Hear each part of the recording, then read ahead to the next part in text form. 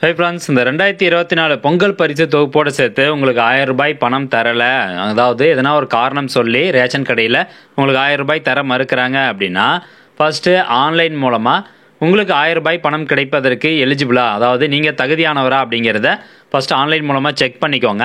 In case உங்களுக்கு தகுதி இருந்து ரேஷன் கடையில் உங்களுக்கு 1000 ரூபாய் பணம் தர மறுக்கிறாங்க அப்படின்னா, உடனே அது எப்படி கம்ப்ளைண்ட்டாக ரைஸ் பண்ணுறது, யாரை கான்டாக்ட் பண்ணி நம்மளுக்கு அந்த 1000 ரூபாய் பணத்தை திரும்பி வாங்குறது அப்படிங்கிற தகவல் தான் இந்த வீடியோவில் வந்து பார்க்க போகிறோம். ஸோ இன்னும் இன்னிலேருந்து ஸ்டார்ட் பண்ணியிருக்கேன். இன்றைக்கி 10ஆம் தேதி.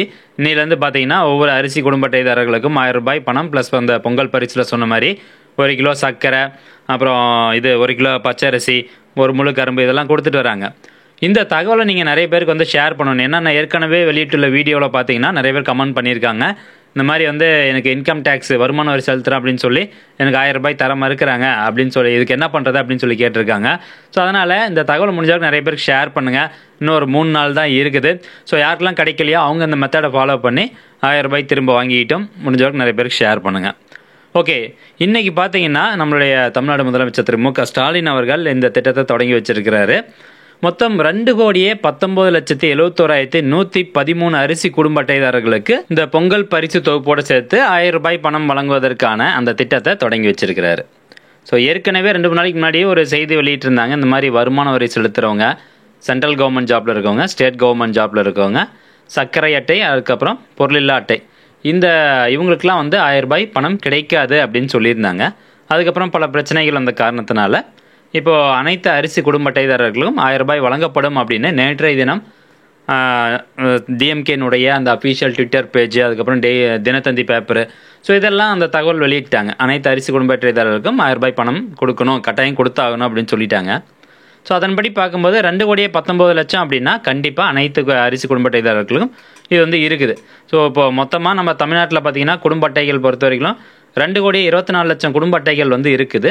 ஸோ இதில் 2,17,00,000 19 லட்சம் குடும்ப அட்டைகளுக்கு கட்டாயமாக அந்த 1000 ரூபாய் பணமும் பொங்கல் பரிசு தொகுப்பும் கொடுத்தாகணும் அப்படிங்கிறது மாற்று கருத்தே கிடையாது, கட்டாயம் கொடுத்தா ஆகணும். அப்போது இந்த அரிசி குடும்ப அட்டைகள் அப்படின்னா எந்தெந்த அட்டை அப்படின்னு பாருங்கள். இந்த குடும்ப அட்டைகள் அப்படிங்கிற செலக்ட் பண்ணிங்கன்னா 5 வகையான ரேஷன் கார்டு வந்து இருக்குது. முதல்ல வந்து முன்னுரிமை குடும்ப அட்டை, இது வந்து அரிசி அட்டை தான். பிஹெச்ஹெச் கார்டு அப்படின்னு சொல்லுவாங்க. ரேஷன் கார்டில் பிஹெச்ஹெச் அப்படின்னு போட்டிருந்தா கட்டாயம் உங்களுக்கு 1000 ரூபாய் கொடுத்தாகணும். அதே மாதிரி PHHAAY முன்னுரிமை குடும்ப அட்டை, அந்தியோதயா அன்ன யோஜனா அப்படின்னு இருக்கும். PHAAY கார்டுக்கும் அரிசி குடும்ப அட்டை தான், அவங்களுக்கும் அந்த பொங்கல் பரிசு தொகுப்போடு சேர்த்து 1000 ரூபாய் கொடுக்கணும். முன்னுரிமை அற்ற குடும்ப அட்டை, இதுவும் பார்த்தீங்கன்னா அரிசி அட்டை தான், NPHH கார்டு. ஸோ இவங்களுக்கும் அந்த 1000 ரூபாய் பணம் கொடுக்கணும். ஸோ இந்த 3 குடும்ப அட்டை சேர்த்து தான் மொத்தமாக 2,19,00,000 குடும்ப அட்டை அப்படின்னு சொல்லியிருக்கிறாங்க. யாருக்கு வந்து கிடையாது அப்படின்னு பாருங்கள். முன்னுரிமை அற்ற குடும்ப அட்டை NPHHS அப்படின்னு போட்டிருப்பாங்க. அதாவது சர்க்கரை அட்டை இருக்குன்னு, சர்க்கரை அட்டை அப்படின்னு சொல்லுவாங்க பார்த்தீங்களா. ஸோ அவங்களுக்கு வந்து இது கிடையாது. அதே மாதிரி பொருட்கள் இல்லா அட்டை வச்சுருக்கிறவங்களுக்கும் இந்த பொங்கல் பரிசு தொகுப்பு கிடையாது அப்படின்னு சொல்லிட்டாங்க. அப்போது நீங்கள் இந்த 3 அட்டைக்குள்ளே தான் வரீங்க, இருந்தாலும் கொடுக்கல அப்படின்னா ஃபஸ்ட்டு நீங்கள் ஆன்லைன் மூலமாக செக் பண்ணுங்கள். உங்களுக்கு 1000 ரூபாய் பணம் கொடுக்கறதுக்கான அந்த எலிஜிபிலிட்டி ஆன்லைனில் உங்கள் ரேஷன் கார்டில் பதிவு பண்ணியிருக்காங்களா அப்படிங்கிறத நீங்கள் செக் பண்ணணும். அதுக்கு ஃபஸ்ட்டு இந்த TNPDS அப்படிங்கிற இந்த வெப்சைட் ஓப்பன் பண்ணிக்கோங்க. இந்த வெப்சைட்டுக்கான லிங்க் நான் டிஸ்கிரிப்ஷனில் கொடுத்துட்றேன். ஓப்பன் ஆனதுக்கப்புறம் இந்த வெப்சைட்டில் பாருங்கள், பயனாளர் நுழைவு அப்படின்னு இருக்கும். ஜஸ்ட் அந்த ஆப்ஷனை கிளிக் பண்ணுங்கள். அடுத்தபடியாக பதிவு செய்யப்பட்ட பயனாளர் கீழே உங்கள் ரேஷன் கார்டில் எந்த மொபைல் நம்பர் லிங்க் ஆயிருக்கோ அந்த மொபைல் நம்பர் அந்த பாக்ஸில் டைப் பண்ணிவிட்டு ஒரு கேப்ச்சா இருக்கும், அந்த கேப்ச்சா நம்பரையும் இதில் டைப் பண்ணிட்டு பதிவு செய் அப்படிங்கிறத கிளிக் பண்ணணும். அடுத்தபடியாக ஒரு OTP அந்த மொபைல் நம்பருக்கு அனுப்புவாங்க. அந்த OTP என்டர் பண்ணிட்டு மறுபடியும் பதிவு செய் அப்படிங்கிற ஆப்ஷனை கிளிக் பண்ணிங்கன்னா நெக்ஸ்ட் உங்களுக்கு இந்த மாதிரி ஒரு பேஜ் ஓப்பன் ஆயிரும். என் விவரம் அப்படிங்கிற பேஜ் வந்து ஓப்பன் ஆகும். ஸோ இதில் குடும்ப அட்டை வகை அப்படின்னு போட்டிருப்பாங்க. இதில் வந்து அரிசி அட்டை அப்படின்னு கொடுத்துருந்தாங்கன்னா கண்டிப்பாக உங்களுக்கு இருக்குது. இதையும் தாண்டி 2வது ஒரு கன்ஃபர்மேஷனுக்கு நீங்கள் செக் பண்ணலாம். அதாவது இந்த இடத்துல பாருங்கள், உரிமை வழங்கல் 4வது ஆப்ஷனாக உரிமை வழங்கல் அப்படின்னு இருக்கும். இந்த ஆப்ஷனை வந்து கிளிக் பண்ணுங்கள். இதை கிளிக் பண்ணோன்னே இங்கே பாருங்கள், வேஷ்டி 2024, சேலை 2024, உரிமை வழங்கல் 1 அப்படின்னு போட்டிருக்காங்க. வாங்கிய அளவு வந்து 0, வாங்கலை, மீதமுள்ள அளவு 1.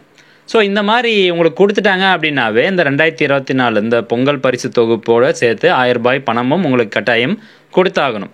ஸோ இந்த மாதிரி தான் வந்து கொடுப்பாங்க.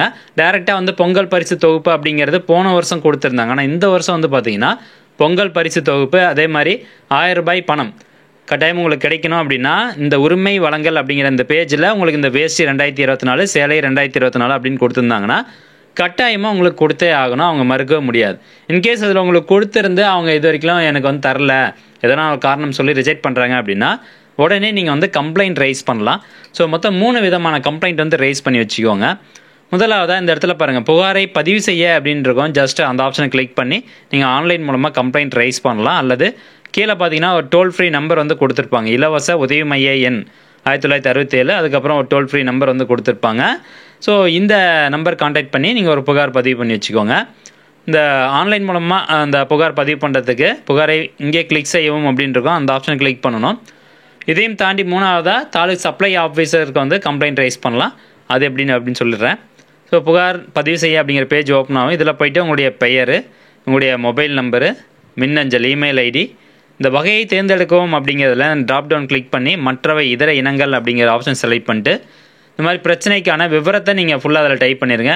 உங்களுடைய ரேஷன் கார்டு நம்பர் போட்டு இந்த மாதிரி எனக்கு வந்து எலிஜிபிலிட்டி இருக்குது, செக் பண்ணி பார்த்தேன் எலிஜிபிலிட்டி இருக்குது, ஆனால் எனக்கு அந்த ரேஷன் கடையில் 1000 ரூபாய் பணம் தர மறுக்கிறாங்க அப்படிங்கிற மாதிரி கம்ப்ளைண்ட் ரைஸ் பண்ணிட்டு இதில் பதிவு செய் அப்படிங்கிறத கிளிக் பண்ணிங்கன்னா அந்த கம்ப்ளைண்ட்டுக்கான அந்த புகார்களுக்கான ஒரு நம்பர் உங்களுக்கு கிடைக்கும். புகாரை பதிவு பண்ணிவிட்டு அதுக்கு ஒரு நம்பர் கிடைக்கும். அந்த நம்பர் வச்சு நீங்கள் அந்த ஸ்டேட்டஸ் வந்து செக் பண்ணிக்கலாம். கம்ப்ளைண்ட் பண்ணதுக்கான அந்த ஸ்டேட்டஸ் வந்து செக் பண்ணிக்கலாம். ஓகேங்களா, இது ஒரு மெத்தடு. அப்புறம் டைரெக்டாக ஃபோன் பண்ணி ஒரு கம்ப்ளைண்ட் ரைஸ் பண்ணி வச்சுக்கணும். அடுத்தபடியாக அந்த ஏரியாவில் இருக்கக்கூடிய தாலுக்கா ஆஃபீஸில் இருக்க தாலுக் சப்ளை ஆஃபீஸர் அப்படின்னு சொல்லுவாங்க, அதாவது வட்ட வழங்கல் அலுவலர் அப்படின்னு சொல்லுவாங்க. ஸோ அவருடைய கான்டாக்ட் டீட்டெயில்ஸ் எடுத்து அவர்கிட்ட நீங்கள் டேரெக்டாக மொபைல் மூலமாகவும் கம்ப்ளைண்ட் பண்ணி வச்சுக்கணும். மெயில் மூலமாகவும் இந்த ஸ்க்ரீன்ஷாட், இந்த பேஜோட ஸ்க்ரீன்ஷாட் இருக்குது பார்த்தீங்களா, ஸோ இதை போட்டு ஒரு கம்ப்ளைண்ட் வந்து ரைஸ் பண்ணி வச்சுக்கோங்க. ஸோ இப்போ அவருடைய கான்டாக்ட் டீட்டெயில்ஸ் எப்படி எடுக்கிறது அப்படின்னு பார்த்தீங்கன்னா, இந்த வெப்சைட் பேஜ்லேயே தொடர்புக்கு அப்படின்னு இருக்கும், அந்த ஆப்ஷனை கிளிக் பண்ணுங்கள். அதை கிளிக் பண்ணோன்னா நெக்ஸ்ட் உங்களுக்கு இந்த மாதிரி ஒரு பேஜ் ஓப்பன் ஆகும். அது அப்படியே கீழே அப்படியே ஸ்க்ரோல் டவுன் பண்ணிட்டு வந்தீங்கன்னா இந்த இடத்துல பாருங்கள், மாவட்ட வழங்கல் மற்றும் நுகர்வோர் பாதுகாப்பு அலுவலகம் மற்றும் வட்டாட்சியர் அலுவலக விவரங்கள் அப்படின்னு இருக்கும். ஒவ்வொரு மாவட்டத்தில் இருக்கக்கூடிய வட்ட வழங்கல் அலுவலகம்னா தாலுக் சப்ளை ஆஃபீஸ் இருக்குது பார்த்தீங்களா, ஸோ அந்த தாலுக் சப்ளை ஆஃபீஸுடைய பெயர் கொடுத்துருப்பாங்க, அட்ரஸ் கொடுத்துருப்பாங்க, மேக்ஸிமம் வந்து மொபைல் நம்பர் தான் கொடுத்துருப்பாங்க, கைபேசி எண் கொடுத்துருப்பாங்க, அப்புறம் இமெயில் ஐடி கொடுத்துருப்பாங்க. ஸோ இப்போ உதாரணத்துக்கு வந்து நீங்கள் செங்கல்பட்டு மாவட்டத்தை சேர்ந்தவங்களாக இருந்தீங்கன்னா செங்கல்பட்டில் மதுராந்தகம் தாலுக்கு சேர்ந்தவங்களாக இருக்கீங்க அப்படின்னு வச்சுக்கோங்களேன். ஸோ இதில் டிஎஸ்ஓ ஆஃபீஸினுடைய கான்டாக்ட் நம்பர் இது தான், மொபைல் நம்பர் இது, மெயில் ஐடி இது. ஸோ இதுக்கு வந்து நீங்கள் ஒரு கம்ப்ளைண்ட் மெயில் ரைஸ் பண்ணி வச்சுக்கோங்க. கட்டாயமாக உங்களுக்கு இதில் எதுனா ஒன்று ஒர்க் அவுட் ஆகும். கட்டாயமாக உங்களுக்கு 1000 ரூபாய் பணம் அவங்க கொடுத்தாகணும். ஸோ முடிஞ்ச வரைக்கும் இந்த இன்ஃபர்மேஷன் நிறைய பேருக்கு ஷேர் பண்ணி விடுங்க. இன்னும் 3 நாள் தான் இருக்குது. ஸோ இதை விட்டுட்டோம் அப்படின்னா அடுத்து நம்ம திரும்பி வாங்க முடியாது. ஸோ இன்றைக்கி போயிட்டு யாருக்கெல்லாம் வந்து பணம் தரலையோ அவங்க இந்த மாதிரி ஒரு முயற்சி வந்து பண்ணி பாருங்கள். கட்டாயமாக உங்களுக்கு 1000 ரூபாய் பணம் கிடைக்கும். ஸோ ஃப்ரெண்ட்ஸ், இந்த தகவல் முடிஞ்சவங்க நிறைய பேர் ஷேர் பண்ணுங்கள். மீண்டும் அடுத்த ஒரு நல்ல பதிவில் சந்திக்கலாம். நன்றி, வணக்கம்.